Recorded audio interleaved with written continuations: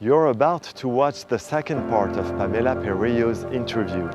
If you missed the first one, I recommend starting there.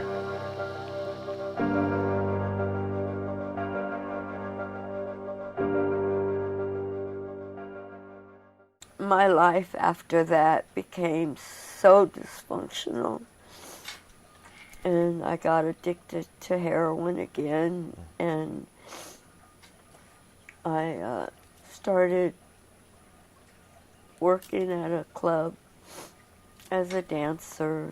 It was a lot of drug at that time, and one day you even ended naked in a dumpster, right? How did that happen? I was at a my drug connection. I shot dope at his house and I OD'd. I woke up in an alley in Compton, California. I was butt naked in a dumpster, in a trash can. And all I remember was seeing light around. I woke up and I didn't know where I was. And I was in Compton, which is predominantly black neighborhood. And I got out of the trash can and I saw a clothes hanger, a clothesline, and I put on a pair of jeans and a shirt, and I used this great big long sock to tie the pants so they would stay up. And I went to the street over which the main highway, and I jumped in the first car I saw, which was a little old black man. And I asked him to take me home, and he did. And I was so grateful that he was there for me. So he took me home. In fact, what happened is that your friends thought you were dead. Yes, they did. So when I went to his, he was my connection, my dope connection, and when I went to his house, he just about flipped out. He saw me and he thought I was dead, and he told me, I said, why was I naked? And he said that he had put me in a bathtub of ice and was shooting me with something that's supposed to bring you back, and or milk or something he said he was putting in me, and that it didn't work. I wasn't breathing. And he didn't want me to be dead at his house and the cops come and find out he's a dope dealer. So he got rid of me and threw me in the trash can. But you survived. It was sad. Yeah, it's almost a comical situation if it wasn't this horrible context, right? Yeah, I survived it. You survived. Yeah. Sammy gets out of prison. When Sammy came home, I was pregnant. What happened with that was I went to a drug program called Impact House in Pasadena, California. And I had a, what you call one-night stand, kinda, with my drug counselor. And I ended up pregnant. Sammy got home from prison and came to my house, and he wanted me to take him to my daughter's grave. And when we talked, I let him know I was pregnant, and Sammy wanted me to have an abortion, as he never wanted me to have another man's baby.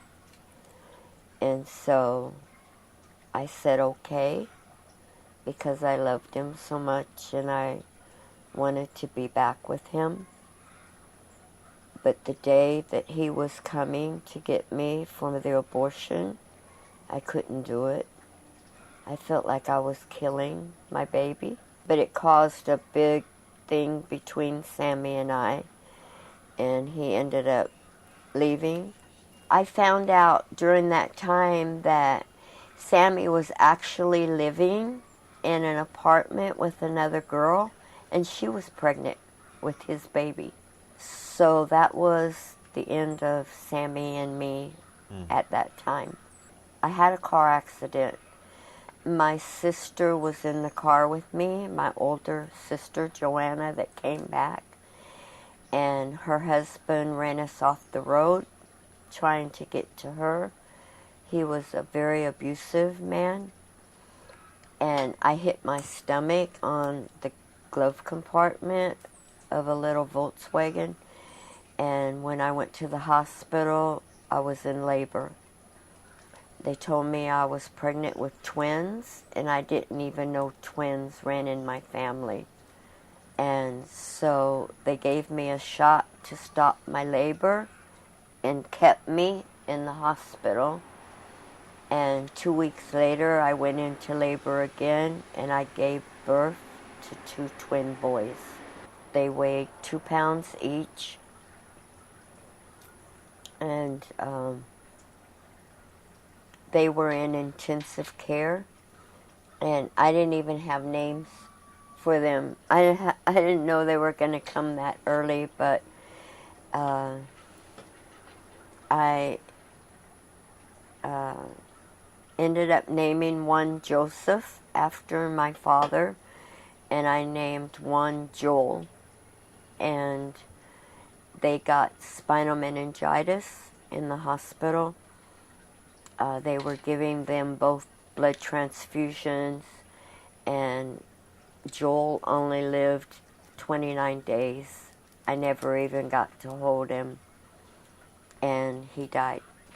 My other twin stayed in the hospital until he weighed 5 pounds, and then they let me bring him home. During that time, I had gotten pregnant. When I found out I was pregnant, I was on a methadone program, and I asked them to start detoxing me off of it because I didn't want my babies addicted. So when I had my twins, I was like on maybe 10 milligrams still, and thank God neither of them was drug addicted. Thank God. I moved in with my father, and by that time my father remarried, and I had a half-sister. Because he had a wife and he wasn't drinking like he was, the sexual abuse stopped. It never happened to my half-sister, thank God. And so I moved in with them, and my stepmother helped me so much with Joseph. And I stayed there for a while. When the father of my twins came up to see them, when he looked at my babies, he said, "Those are not mine," and walked out. At that time, Sammy was with this other woman, and she was pregnant, and they had a little girl named Gina. I still talk to Sammy, and he came to see the babies and said that he wished they were his, but our romantic part of our relationship ended. And Sammy will later go back in prison for a murder. Yes. That takes us to this night in 1980. At this time you were working still at this nude bar, and with one of the other people working in this bar, his name was Mike, you decide to rob a client because you're back on drug at that time, so you need money. So we're going to remember his name because he's going to be someone important in the rest of your story. His full name was James Michael Brittle. Yes. And he was married with Linda. Mm-hmm. So first of all, let's say a few words about these two guys. Linda and Mike? Yes, and after we're going to tell what happened that night. Okay. I met Linda first. I met her at my drug connection. she was there to buy some weed. And I met her, and she told me that her husband was going to be released from prison in 2 weeks. I asked her how she met Mike, and she said she met him through an Easy Rider magazine pen pal. In the back of the magazines, they have inmate pen pal pages. And she met him through that, and then she went to San Quentin, and they got married. Mike had what kind of tattoos? Let's say a few words about it. Picture His him. tattoos? Mm-hmm. Well, Mike was a member of the Aryan Brotherhood. He was very prejudiced, very prejudiced. He had swastikas, lightning bolts, which were all white supremacist symbols. He had 666. He had white power tattooed across his stomach, real big. And he was a very prejudiced man, a very hateful person. So you end up robbing this client, Mike, another guy, and you. And of course, the client knows you. He knows me. So the next day, what does the bartender of your nude bar tells you? That the cops were looking for me, and that they had a picture of me and was showing it all around. So I left my house. I was sharing a house with another girl at the time. I left my house and I went over 2 streets to my drug connection. And Mike called, and he told me that him and Linda were in Tucson, Arizona, and that a truck driver would pay for me to fly out there if I would agree to ride in his truck with him. And because I wanted to get away, I was on the run and I was on parole at the same time. I did. I left. So Mike tells you, we're going to go to Florida. I know some people there. Do you want to join us, right? He said that he knew a guy that worked in a tattoo shop in Florida and that we could go stay with them. And did I want to go? And I said yes. You knew the police was looking for you, so you had to leave. And according to you, why did Mike tell you to come? I think that Mike was scared of the robbery that happened and that I would give his name up. And so he wanted me to go with them.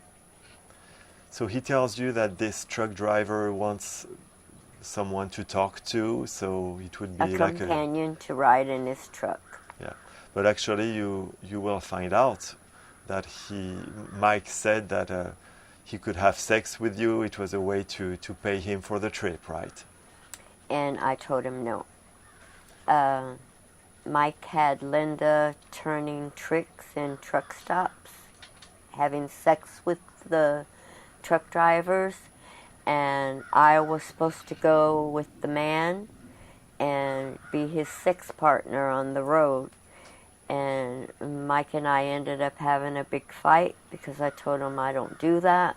I'm not going to have sex with men. So the truck driver left, and I ended up staying with Mike and Linda. We left Tucson, Arizona, and we were hitchhiking with different truck drivers. I had a lot of jewelry at the time. I was hawking it in pawn shops to get myself money to pay my way. Linda was doing her thing in truck stops with different truck drivers. Just before you left, you dropped Joseph, your son. Yeah, I took Joseph to my father and stepmother because if I would have taken him with me, the state would have got him and took him away from me, and I didn't want him raised in the system in foster homes like I was. So I took him to my father, and my stepmother told me she would take care of him. Beginning of 1980, you are dropped by a truck driver in Houston, and tell us what happens next. A guy picked us up hitchhiking. He asked us if we would help him move out of an apartment into a house, and we told him yes. And so we started helping him move his stuff. We ended up going to the rodeo in Houston. Then we went back to his house. During that time, a friend of his showed up at the house, a guy named Bob Skeens. Yeah, they were both named Bob. Robert Banks and Bob Skeens, yes. And we ended up staying the night with them. And the next morning they left to go get food. And while we were at the Astrodome, we talked about robbing Robert. He paid for everything, and every time he paid for it, he would pull out a $100 bill, so we knew he had money. And we were all taking a bunch of drugs that we had gotten from the truck drivers, and met people and bought drugs from them. So we were taking uppers and downers and smoking PCP and drinking and shooting amphetamine, meth. And so we were pretty out of it at the time. And we discussed robbing Robert. We never knew that Bob was going to show up. But when they left to go get food, we talked about robbing them when they got back. Murder was never discussed. Killing somebody was never talked about.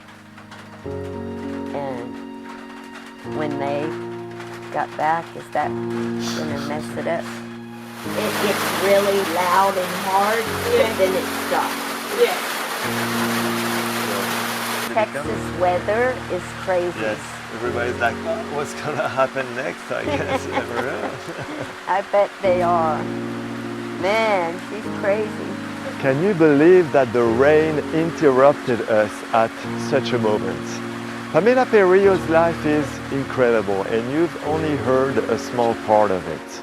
The third part will be online soon. Please subscribe to the YouTube channel or the podcast. If you listen to the podcast, give it a 5-star rating. It really helps others find the show. Don't forget to share, to comment. That's also important to be highlighted. Thank you.